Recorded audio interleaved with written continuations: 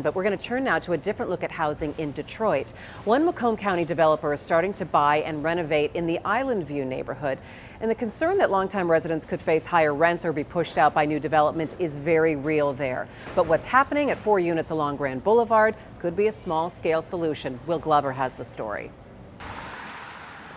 Sterling Heights, Macomb County, where home builder Joe Ventimiglia shows off his latest plans. This is the elevation of the fourplex as we feel we're going to execute it. He has been building high-end designer homes in the suburbs, but now he's focusing on Detroit's Islandview neighborhood. Now, was that okay, guys? I'll never build in the suburbs again. I'm 100% down to Detroit. Ventimiglia and his partner Michael Coffendaffer found this rehab opportunity on Grand Boulevard, close to the bridge to Belle Isle. 4 units in a row, 3 of them unoccupied. You can't see, but behind this sheetrock, I suggested that we build in like a low-slung bookcase. The building was built originally in 1912. It was absolutely spectacular architecture. The whole neighborhood loves the fact that it's not being torn down and it's being brought back. The price tag? $300,000 a unit. The rising cost of housing in this low-income area has community leaders at the Church of the Messiah talking. Actually, Islandview is one of those key strategic areas in the city for investment. Assistant Pastor Wally Gilbert has a nearby friend hit by a rent increase. So actually he's going to go from paying $600 and something, Yeah. with everything included, to a year later paying almost $15. This just happened. Those investors who are betting that, the neighborhood is going to become the next, midtown, they're charging much higher rents than what this area had been known for. Janine Hatcher of Genesis Hope watches the changes in Islandview, including the platform, a developer working on a couple of projects here. One will turn an old nursing home into retail and 40 to 50 housing units, half of them affordably priced thanks to subsidies. Construction is expected to start next spring. Hatcher wonders if there will be enough affordable housing to go around. I think that this area will once again be a thriving community. I'm just not sure if folks who currently live here will still be here. Lorraine Griffin is the lone occupant in the fourplex Joe Ventimiglia is renovating. She's been here 48 years. Her mother worked 3 jobs to buy it. Oh, back then it was nice. It was nice. We had neighbors. Mama passed 3 years ago. She was 91. I don't see us going anywhere else. This is home. It's been 14 years since anyone lived in the other units. Now, they're all hot properties. I seen a car parked in front of the house, and then this guy jumps out. I said, oh, no. Here's another white guy trying to buy my house. But Ventimiglia wanted Griffin to stay. He's giving her a new roof, new windows, and cement work. No strings, no charge. He wasn't joking. He said, this is what I want to do. Do you agree with this? I said, yes, I do. And he went full forward. A lot of society calls the rebirth of a neighborhood gentrification, where people that can't afford to live there are basically pushed out. And my feeling is we created an opportunity of reverse gentrification.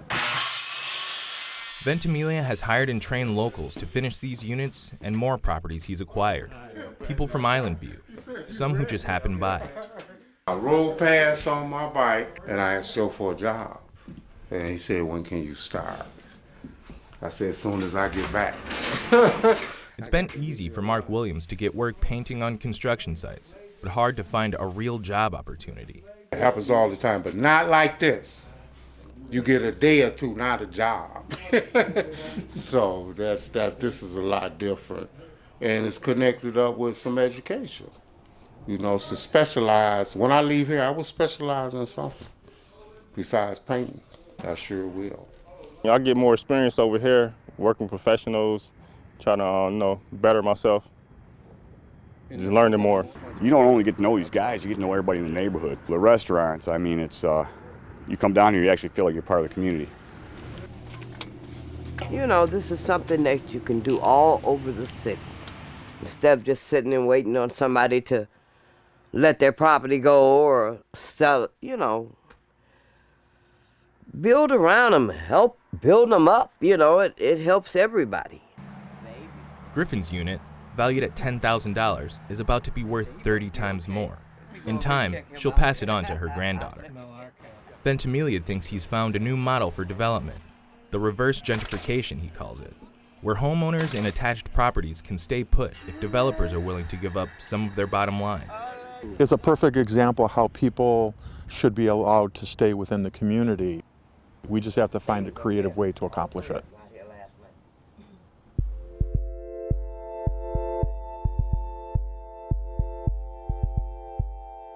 A couple things that really stand out for me. One of the things is that Joe was able to get that property from the land bank because he was working with the community and Lorraine next door and hiring people and saying, look, I want to be in the community and I want to help out in that way, which is a huge deal. Yeah, well, and the land bank has been pretty good about that. They have this neighborhood partnership program where they make sure that they are giving these properties that they have to people who are invested in the neighborhood in other ways than just financial. Training people in the neighborhood to also work on these projects. Joe was also telling us that the security around the projects, he doesn't have to worry about break-ins on a construction site because he's got people in the neighborhood who are invested in the area and that are working on it. And you know, it's key. The skills these guys are picking up, they can take back to their neighborhoods, other neighborhoods, and be entrepreneurs. They can make a living as tradespeople without worrying about whether somebody hires them here or hires them there. With that skill, they'll always have work. The thing I worry about for Lorraine is she's going to be able to afford her new tax bill.